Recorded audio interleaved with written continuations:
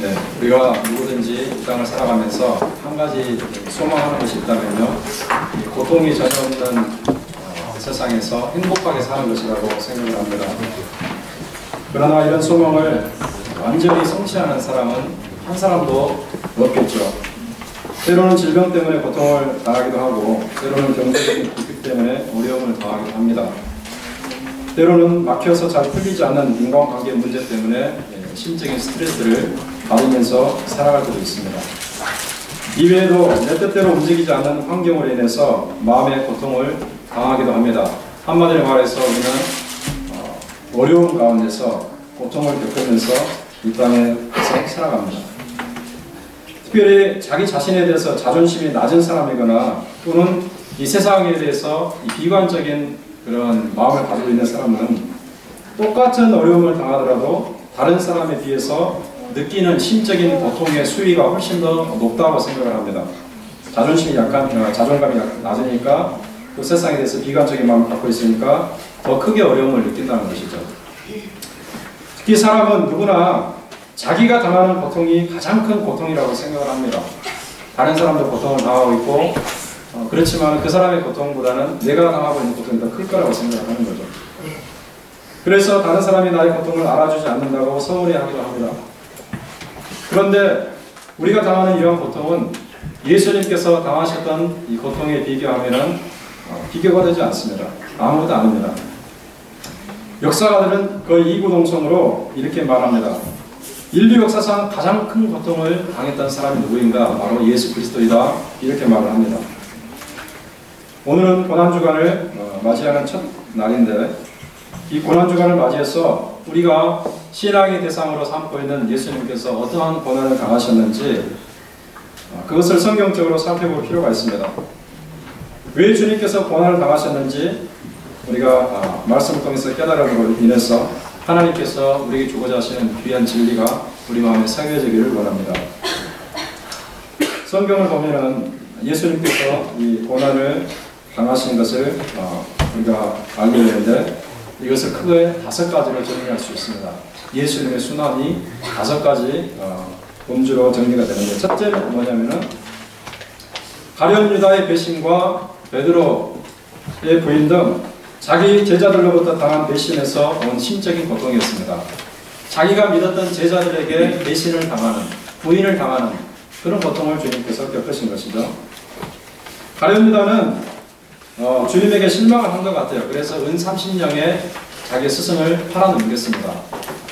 베드로는 예수님 때문에 자기의 목숨이 위기에 처할 것을 염려하면서 그 예수님을 모른다고 부인하는, 그것도 3번씩이나 부인하는 그런 배신을 보였습니다. 얼마 전까지만 해도 베드로는 그렇게 말했죠. 아무도 주님을, 모든 사람이 주님을 버릴지라도 나만큼은 주님을 버리지 않겠습니다. 이렇게 호언장담했는데 그 베드로마저도 주님을 부인했을 때에 예수님께서 받으신 충격이 얼마나 크셨겠습니까? 물론 예수님께서는 그들이 배신하고 부인할 것을 전혀 모르지 않으셨어요. 왜냐하면 예수님께서는 모든 사람의 마음을 아시거든요. 모든 사람의 마음을 아시고 그들의 계획보다 먼저 그것을 알고 계셨기 때문에 그들이 배신할 것 그리고 그들이 부인할 것을 알고 계셨습니다. 그렇다고 해서 즉 예수님이 예감하고 있었다고 해서 그분이 배신감을 느끼지 않았다고 말할 수는 없습니다. 예감하고 있었지만 예수님께서는 배신감을 느끼셨어요. 그들은 누구보다 예수님께서 믿고 일을 맡기신 제자들이었죠. 가룟 유다는 어떤 사람이었습니까? 예수님 일행의 생활비를 책임지는 그런 사람이었습니다. 회계와 같은 일을 했습니다. 믿지 못하는 사람에게 그 장부를 내줄 수 없잖아요. 믿고 맡기는 사람이었습니다. 베드로는 어떤 사람입니까? 예수님의 그 일행 중에서 예수님께서 가장 자랑스러워하는 수제자였습니다. 그 정도로 그들을 신임하셨는데 그런 그들에게 주님께서는 배신을 당합니다. 그래서 그 배신의 고통이 얼마나 컸겠는가 우리가 충분히 이로 짐작할 수가 있습니다. 우리가 잘 아는 로마의 초대 황제였던 시저가 평소 아들처럼 아끼고 생각하면서 관용을 베풀었던 브루투스에게 배신을 당했죠. 박정희 대통령이 가장 최측근으로 삼았던 김재규 비서실장의 총탄을 맞아 살해를 당했습니다. 정치 세계에서는 믿을 수 있는 사람이 없죠. 그래서 정치 세계는 이와 같은 배신이 흔히 일어납니다. 그러나 종교의 영역에서는 그렇지 않습니다. 여러분들이 종교를 창시했던 종교 지도자들이 제자들에게 배신을 당했다라는 말씀을 들어보신 적 있습니까? 없다고 생각을 합니다. 그런데 예수님은 그렇지 않았죠. 제자들에게 배신을 당한 예수님께서 심적으로 얼마나 큰 고통을 당하셨을까 우리가 충분히 짐작할 수가 있습니다. 사실상 예수님께서는 그들을 어떤 존재로 여기셨냐면 자기 친구로 여길 정도였습니다. 그러니까 친구에게 배신을 당하는 것 같은 그런 느낌을 받은 거죠. 시편 41편 9절에 보니까 시편 기자가 이 사건을 예감하면서 어떻게 말하냐면요. 내가 신뢰하여 내 떡을 나눠 먹던 나의 가까운 친구들도 나를 대적하여 그의 팔꿈치를 들었나이다. 내가 신뢰하여 내 떡을 나눠 먹던 나의 친구들도 나의 가까운 친구들도 나를 배반하여서 내 발꿈치를 들었나이다. 친구에게 배신을 당하는 예수님의 그 고통을 여기서 말씀해주고 있습니다. 여러분 중에서 혹시 믿음을 주고 신뢰했던 친구나 가까운 사람들에게 배신을 당하신 적이 있으십니까? 그렇다면 예수님의 그 고난을 깊이 묵상하면서 이겨낼 수 있기를 바랍니다. 두 번째로 예수님께서 어떤 고난을 당하셨는가? 예수님은 아무런 죄도 저지르지 않았는데 인간 재판장에게 죄인의 신분으로 재판을 당하셨습니다. 이것이 예수님이 당하신 고난입니다. 죄를 짓지 않았지만 인간 재판장에게 죄인의 신분으로 재판을 당하시는 이것이 예수님이 겪으신 두 번째 순환이라는 거죠. 여러분의 삶에서 죄가 전혀 없었는데 억울하게 고소를 당한다든지 억울하게 재판을 당한 적이 있으십니까? 아마 없으실 거예요. 혹시 있으신 분도 있겠지만은 저는 없다고 믿습니다. 중세시대에 마녀 사냥으로 널리 알려진 박해가 있었죠. 아무런 죄가 없는데 마녀로 몰려가지고 재판을 받았습니다. 우리나라 조선시대에도 억울하게 죽어간 선비들이 매우 많았습니다. 이단의 죄를 저지르지 않았지만 화형대에 올라서 화형이 채워지고 반역죄를 저지르지 않았지만 억울한 누명을 쓰고서 처형을 당하거나 사약을 마시는 일이 있었습니다. 예수님도 유사하게 억울한 재판을 당하셨습니다. 그러나 예수님의 경우는 억울한 재판을 받은 보통 인간보다 훨씬 더 힘든 재판이었어요. 성경에 보면은 예수님께서는 세 사람에게 재판을 받으셨는데 첫 번째는 이 가야바 대제사장에게 끌려와서 재판을 받았습니다. 새벽에. 그리고 나서 헤롯 대왕에게 끌려가서 신문을 당하고 마지막에는 빌라도 로마 총독 앞에서 재판을 당하셨습니다. 가야바 대제사장은 사형을 주장했죠. 그리고 빌라도는 사형 원도를 내렸습니다. 그래서 사형에 처하게 만들었습니다. 이 재판 자체가 아무런 죄도 없는 예수님에게 억울한 재판이었지만 사실 심층적으로 따지면은 예수님에게 수치가 되는 또 다른 것이 하나가 있는데 그것은 무엇인가? 자기가 재판을 해야 되는데 즉 자기가 재판관에 위치해 있는데 사람 재판관에게 재판을 받는다는 사실이죠. 억울하게 재판받는 것도 고통스러운 일이지만 자기가 재판관인데 다른 재판관에게 죄인의 신분으로 재판을 받는다는 이것이 고통스러운 일입니다. 우리 성경에 보면 이런 말씀이 있습니다.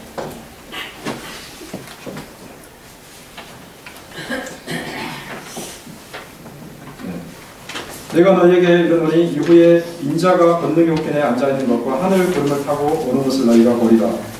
이것은 예수님께서 가야바 대제사장 앞에서 재판을 받으시면서 하신 말씀인데 이 말씀에서 주님이 하시는 말씀은 뭐냐면은 네가 지금 나를 재판하고 있지만 나중에는 내가 만왕의 왕으로 이 땅에 내려와서 너희들을 심판할 것을 볼 것이다 그 말이에요. 즉 가야바 대제사장에게 진정한 재판관은 나다라는 것을 말씀하는 것입니다. 사도 바울은 이 사실을 또 다른 말로 이렇게 말하는데 우리가 다 반드시 그리스도의 심판대 앞에 나타나게 되어 각각 선악간의 그 몸으로 행한 것을 따라 받을 것입니다. 그리스도의 심판대라는 얘기를 하죠. 그리스도께서 우리의 재판관을 되신다는 것을 말하고 있는 것입니다. 여러분 생각해 보세요. 재판관이 죄인의 신분으로 피고석에 서 있다고 생각해 보세요. 말할 수 없는 고통이 아니겠습니까? 예수님께서 받으신 재판은 두 가지 이유 때문에 이 세상에서 어떤 억울한 사람들보다 더 큰 고통이 따르는 재판이었어요. 죄가 전혀 없는 사람이었죠. 사회적으로 법적으로 죄가 없을 뿐만 아니라 주님은 이 영적 도덕적으로도 죄가 없었어요. 나쁜 생각을 한 적도 없고 거짓말을 한 적도 없고 하나님의 법을 어긴 적이 없는 완전 무결한 분이었지만 사형 선고를 받았습니다.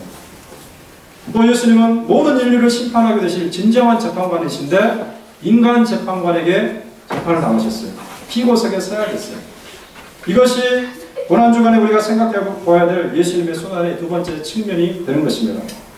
우리가 혹시 억울한 일을 당하고 누명을 쓸 경우가 있다면 주님께서 그 기가 막힌 상황에서 당하셨을 그 아픔을 깊이 생각해 보시고 이겨낼 수 있기를 주님의 이름으로 바랍니다.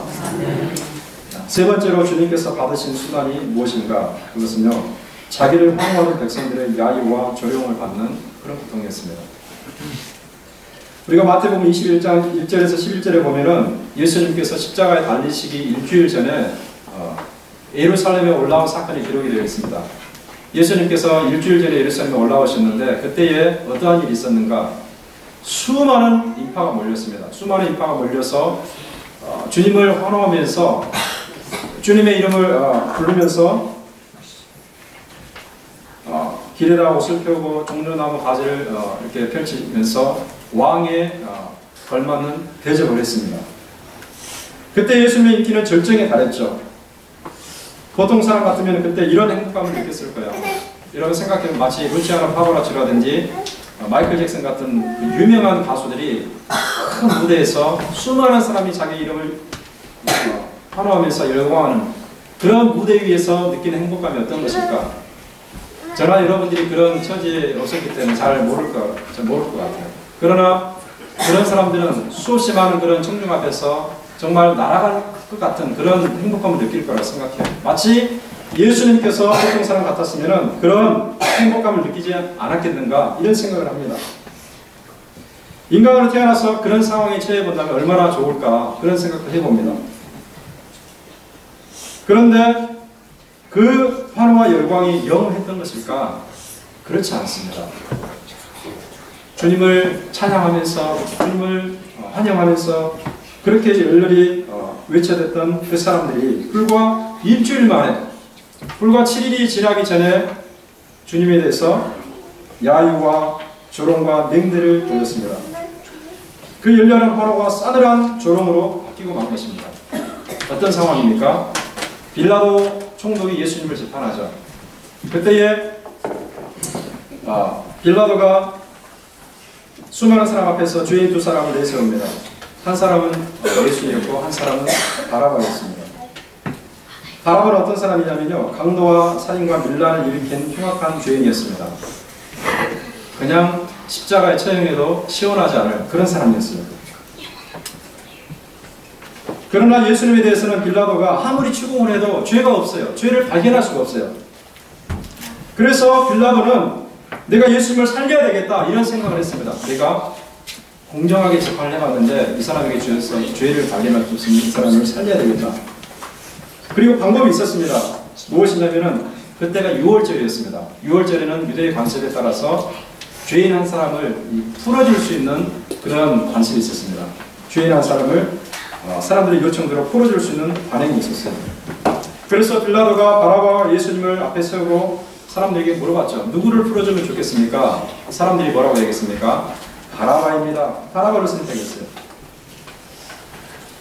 얼마 전까지만 해도 자신의 이름을 연호하면서 열광했던 백성들이 순식간에 등을 돌려서 예수님을 향해서 조롱을 퍼붓고 십자가에 못 박으라고 소리를 지른 것이죠. 유명 가수가 자신의 팬클럽으로부터 야유와 조롱을 당하고 그 사람 죄인으로 낙인 찍는다면 그 가수는 너무나 힘들어서 아마 자살까지도 고려할 정도가 될 것입니다. 예수님의 수단이 이 정도였어요.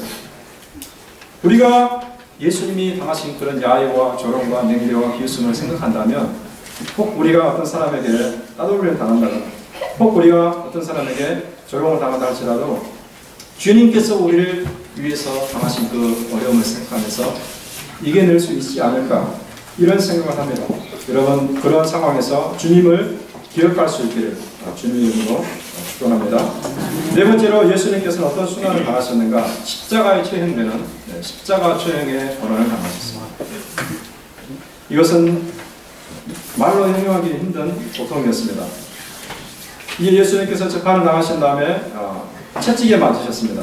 그리고 자기가 못 박히게 될 그 나무를 짊으시고 골고다 언덕에 오르셨고, 그리고 골고다 언덕 위에서 십자가의 처형을 당하셨는데, 오늘 이 십자가형에 대해서 우리가 조금 더 자세히 알 필요가 있습니다.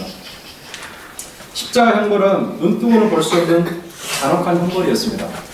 인류 역사상 가장 고통스러운 처형 방법을 생각해보라 하면은 십자가형이라고 말할 수 있습니다.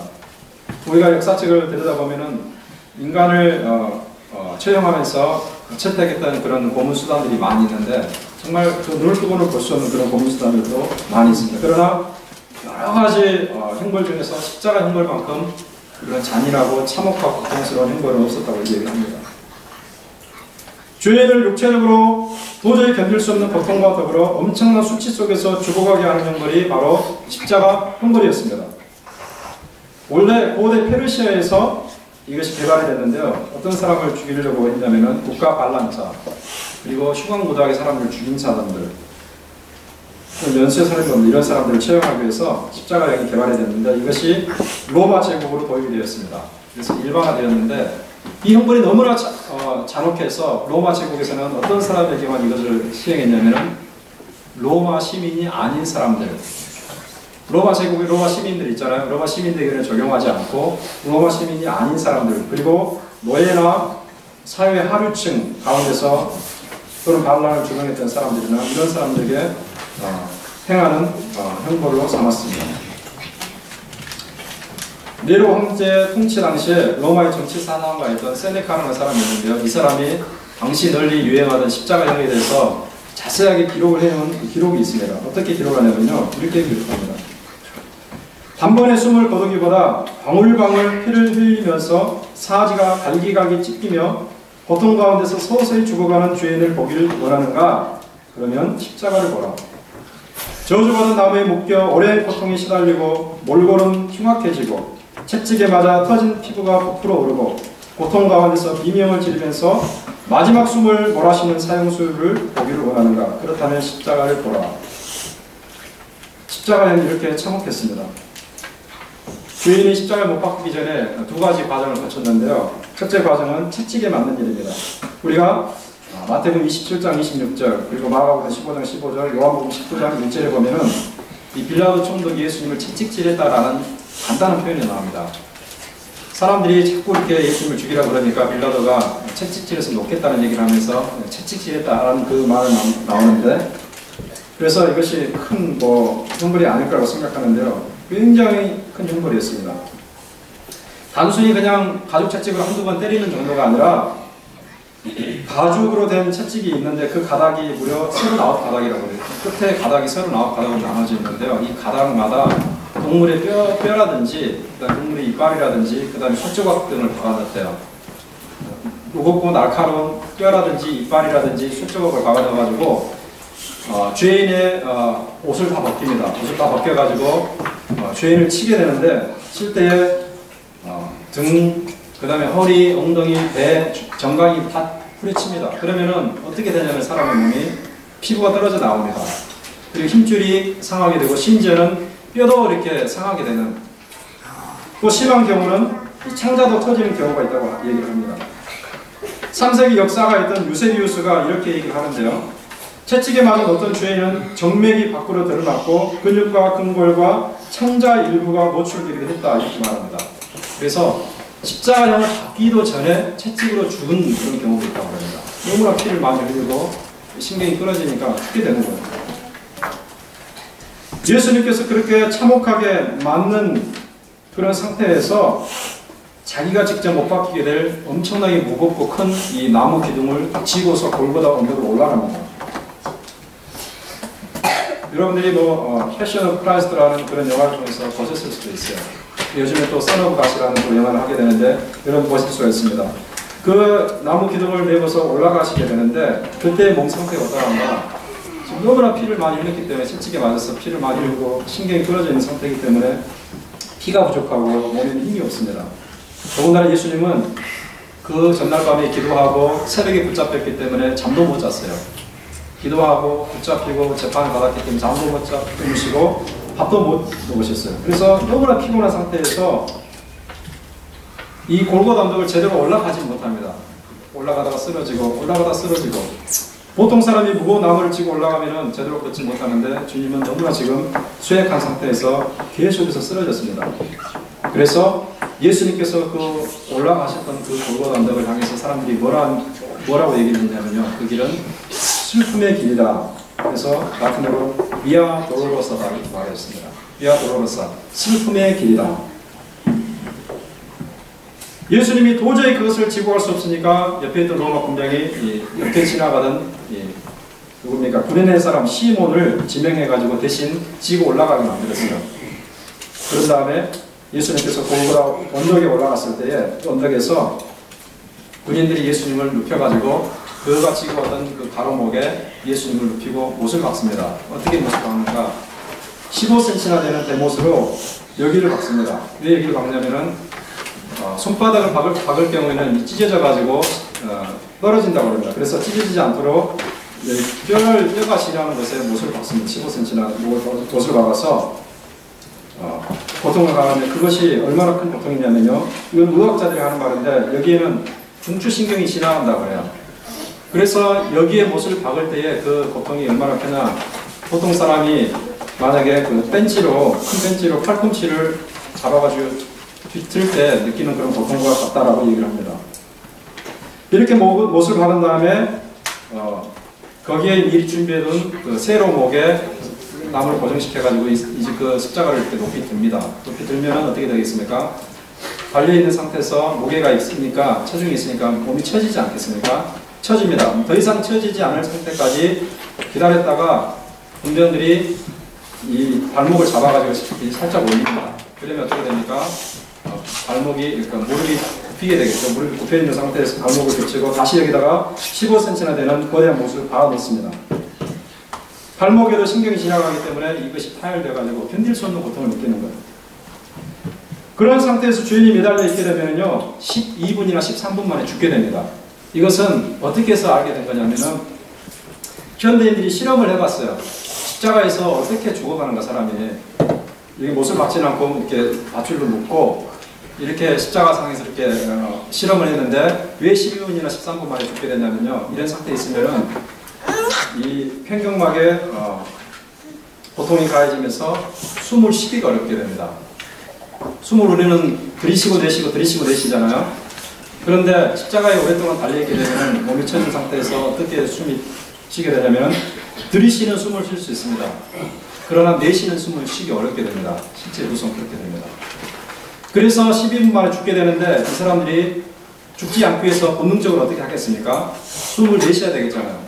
그래서 이 발목에 힘을 주고 자기 몸을 끌어올립니다. 십자가 상에서 그 상태로 끌어올립니다. 끌어올리면 발목에 고통이 가해지고, 또 나무도 거친 나무이기 때문에 또 채찍이 맞은 그 피부가 떨어지면서 고통을 느낍니다. 그러나 숨을 쉬어야 되기 때문에 몸을 끌어올립니다.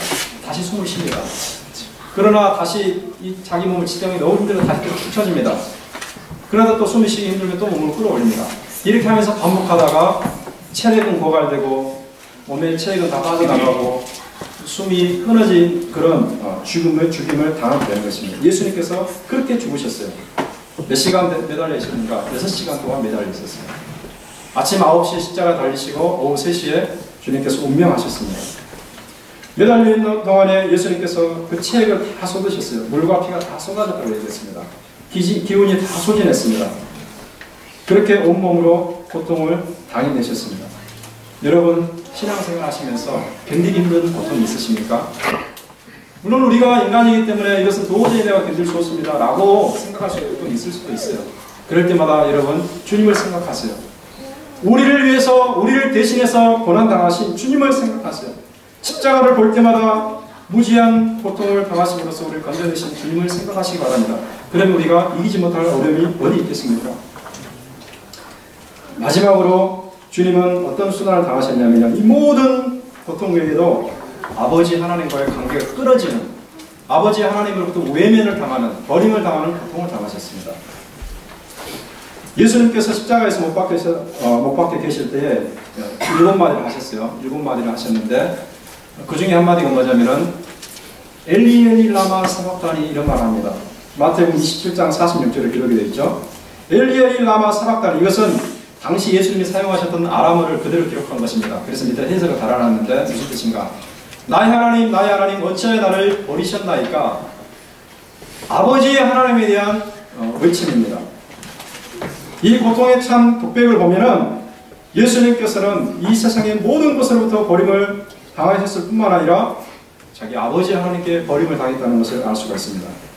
제자들에게 버림을 당했고 콧대 높은 집반장들에게 재판을 당하셨고 자신을 열렬히 환호하던 백성들에게 버림을 당했고 뿐만 아니라 심지어 자기 아버지, 자기를 사랑하는 아버지, 그 아버지에게 마저 예수님께서 버림을 당하신 것입니다. 모든 사람이 나를 믿지 않고 모든 사람이 나를 야유하고 조롱한다 할지라도 부모님만 나를 믿어준다면 그래도 어느 정도 이길 수 있는 힘이 생길 것입니다. 그런데 마지막 보루로 생각했던 부모님마저 외면한다면 여러분 그 정신적인 고통이 어떠한 고통이 되겠습니까? 예수님의 경우가 그런 경우였어요. 물론 예수님은 태초부터 성부 하나님과 인간을 구원하기 위해서 십자가 죽음이라는 그 어장을 맺으셨기 때문에 자기의 고통을 당할 것을 알고 또 하나님께 자기를 버려야 된다는 것을 아십니다. 그러나 우리는 여기에서 예수님도 적어도 이 땅에 계시는 33년만큼은 인간으로 사셨다는 것을 잊어서는 안 됩니다. 예수님이 신성을 가지신 하나님이지만 동시에 인간이었기 때문에 인간으로서 겪는 그 고통, 인간이셨기 때문에 조롱과 야유로 인한 심적 고통, 이것을 겪으셨고 인간이셨기 때문에 살이 찢어지고 숨을 쉬기 힘든 십자가의 고통을 느끼셨고 인간이셨기 때문에 아버지의 버리심을 참을 수 없을 만큼 고통스러운 그 고통을 겪으신 것입니다. 하나님께서 예수님을 미워서 버리신 것이 아니죠. 하나님께서 예수님과 관계를 끊어버리기 위해서 버리신 것이 아니죠. 왜 그렇습니까? 죄와 사망의 쇠락에 사로잡혀 있는 인간을 구원하기 위해서 하나님이 불가피하게 하신 일이었습니다. 예수님도 그 사실을 누구보다 잘 알고 계셨지만 십자가상에서 자신을 일시적으로 외면하신 그 아버지 하나님께 자신의 괴로운 마음을 표현하지 않을 수가 없었어요. 그래서 엘리 엘리 라마 사박단이라고 외쳤습니다. 그 순간만큼은 예수님의 33년 생애 중에서 가장 고통스러운 순간이었을 것입니다. 아버지에게 버림을 당하는 자식의 처지를 여러분 생각해 보십니다. 그러나 아버지 하나님의 버림은 영원한 버림이 아니었죠. 왜 그랬습니까? 이틀 만에 사흘 후에 하나님은 다시 예수님에게 생명을 불어넣으시고 그를 죽은 자 가운데서 살려내셨습니다. 완전히 숨이 끊어져 버린 예수님에게 다시 생명을 불어넣으셔서 그를 살려내셨고 그를 받으셨고 그를 무지한 구세주로 많은 사람 앞에 세우셨습니다. 우리는 고난주간을 지내고 있습니다. 예수님이 당하신 5가지나 되는 고난 이 자체만을 생각하면 우리는 너무 침울해지고 너무나 우울해질 것이라고 생각합니다. 이 고난만 생각하면 우리는 우울해질 수밖에 없어요. 그러나 예수님의 순환은 그 자체로 끝나는 것이 아님을 우리가 알아야 돼요. 순환이 그 자체로 끝나버린다면 우리에게 소망도 없고 우리에게 위로도 없고 우리는 괴로운 그런 마음을 붙들고 살아야 돼요. 순환은 그 자체로 끝나는 것이 아니라 순환을 통해서 엄청난 열매가 맺혀짐을 우리는 알아야 됩니다. 예수님께서는 그 열매를 바라보면서 이 순환을 참아내셨습니다. 어떠한 열매인가?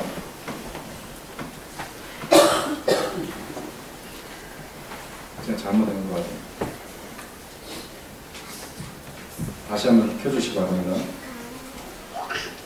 네, 여기 한번 읽어봅시다. 시작. 믿음의 주여 그 온전하게 하시는 예수를 바라보자. 그러니까 그에 있는 기쁨을 위하여 십자가를 참으사 부끄러움을 개의치 아니하시더니 하나님 보좌 우편에 앉으셨느니라.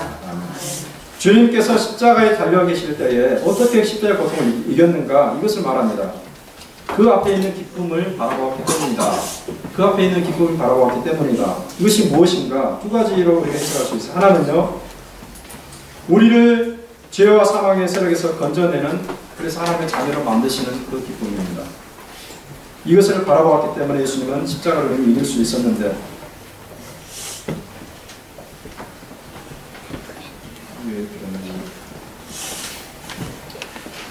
자, 여기 보면은 예수님은 우리가 범죄한 것 때문에 십자가 죽음에 내 주인이 되셨다 이렇게 말합니다. 바울이 얘기하는 것입니다. 우리가 범죄한 것 때문에, 우리가 죄를 지은 것 때문에 예수님 십자가에 내어 죽음이 되었다. 그리고 고린도후서에서는 하나님이 죄를 알지도 못하신 이, 즉 예수 그리스도를 우리를 대신하여 죄로 삼으신 것은 우리로 하여금 그 안에서 하나님의 의가 되게 하려 하심이라. 하나님께서 죄를 전혀 모르는 예수님을 왜 십자가형에 내어주셨는가? 하나님의 원수가 되었던 우리를 하나님께서 받아주시기 위해서, 하나님 앞에 의로운 존재로 만드시기 위해서. 예수님 자신도 이렇게 말씀하십니다. 너희가 다 이것을 마시라. 이것은 죄사함을 얻게 하려고 많은 사람을 위하여 흘리는 바 나의 피 곧 언약의 피니라. 십자가에서 죽으시기 전에 예수님께서 자기가 십자가에서 피 흘릴 것을 생각하시면서 그 피를 상징하는 포도주를 따라주시면서 왜 내가 이 피를 흘려야 되는 것인가? 죄사함을 얻게 하려고, 많은 사람의 죄사함을 얻게 하려고 이렇게 하는 것이다. 주님은 그 열매, 죄인들이 구원받는 그 열매를 바라보면서 십자가를 참아내셨습니다. 또 예수님께서는 무엇 때문에 십자가를 참으셨는가? 이 땅에서 자기와 유사한 순환과, 자기와 유사한 순환과 시험과 고통을 받는 사람들을 도우시기 위해서. 히브리서를 보시면 이렇게 말합니다. 같이 읽어보시다. 시작. 그가 시험을 받아 고난을 당하셨은즉 시험받는 자를 능히 도우실 수 있느니라. 예수님이 십자가에서 시험을 당했는데, 여기서 시험이라는 것은 고난을 포함한 시험을 말합니다. 예수님 십자가에서 고난을 당하셨습니다. 뿐만 아니라 예수님께서 공생애를 하시는 모든 일 가운데서 여러 가지 시험을 겪으시고 어려움을 당하셨습니다. 주님께서 그 어려움을 당하심으로 인해서 주님께서는 하실 수 있는 일이 있는데, 그것이 뭔가 유사한 고난과 유사한 시험에 빠져있는 우리를 도우실 수 있다는 것입니다.